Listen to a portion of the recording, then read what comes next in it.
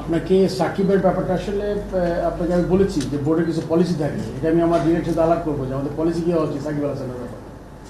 আমি কিন্তু একটু আগে বলেছি, সো ওইটা ইট ফলস ইনটু দ্যাট যে আমাদের বোর্ডের সাথে আলোচনা করবো যে সাকিব এখন যে স্টেটে আছে সেই স্টেটে কি সে কি ক্যান হি কন্টিনিউ।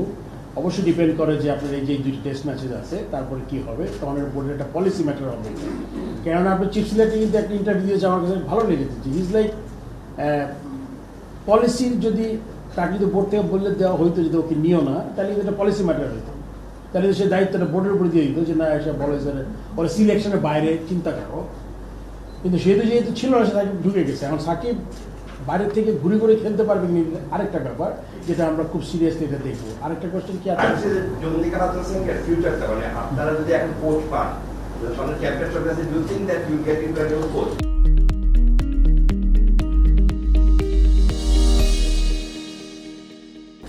আসলে এইটা তো আজকে এই মুহূর্তে এখনই পড়ার বলা difficult. Let me just sit for 2-3 days or talk to my colleagues যারা আছে আমার সাথে, যারা ভাস্টলি এক্সপেরিয়েন্স কে লাইনে। কারণ একটা কোচে যখন আনা হয় তখন নিশ্চয়ই আরও 3-4টার শর্ট লিস্টেড থাকে, কে অ্যাভেলেবেল আছে, কে আসতে পারবে না আসতে পারবে, আদৌ আসতে পারবে কিনা, সেক্ষেত্রে আমরা ওইটা চিন্তা করবো।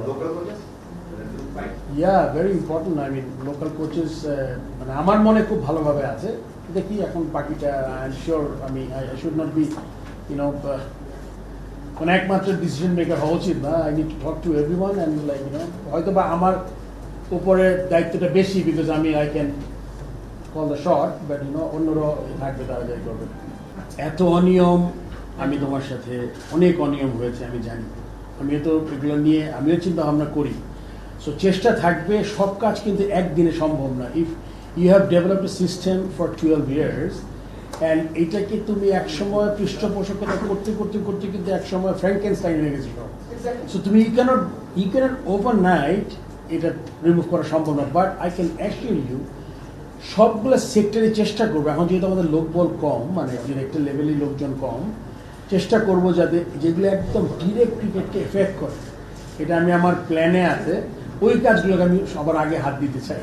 এগুলা সব আমরা মোরলেস জানি, আমরা তুমি হয়তো মানে সব জানা ডিটেল জানা আমি জানি না, বাট আমি বাড়িতে মোরলে ধারণা করতে পারি এরকম কিছু হয়েছে।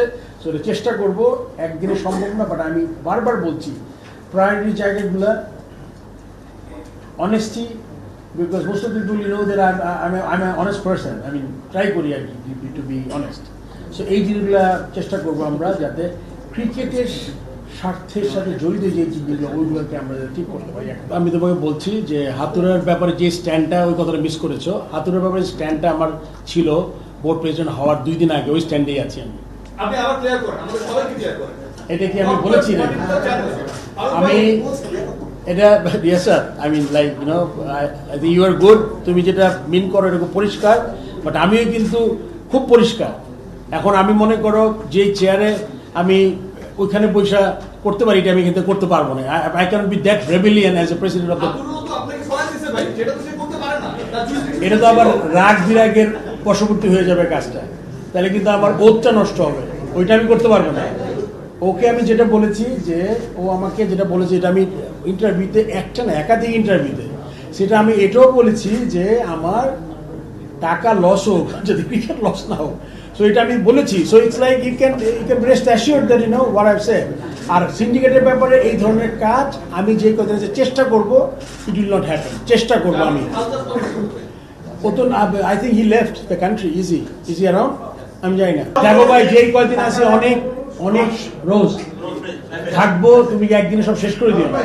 আই উইল কাম, যদি হয় আমি প্রতিটা ব্যাপারে কথা বলবো না। যদি এরকম মনে করি একটা পার্টিকুলার সময় পরে একটা প্রেস দ্য মিট হবে, বাট রেগুলার প্রতিটা meeting. For more updates, subscribe to our YouTube channel and click on the bell icon. Follow us on Facebook and Instagram. Download T-Sports app to enjoy exciting games and highlights. Visit tsports.com.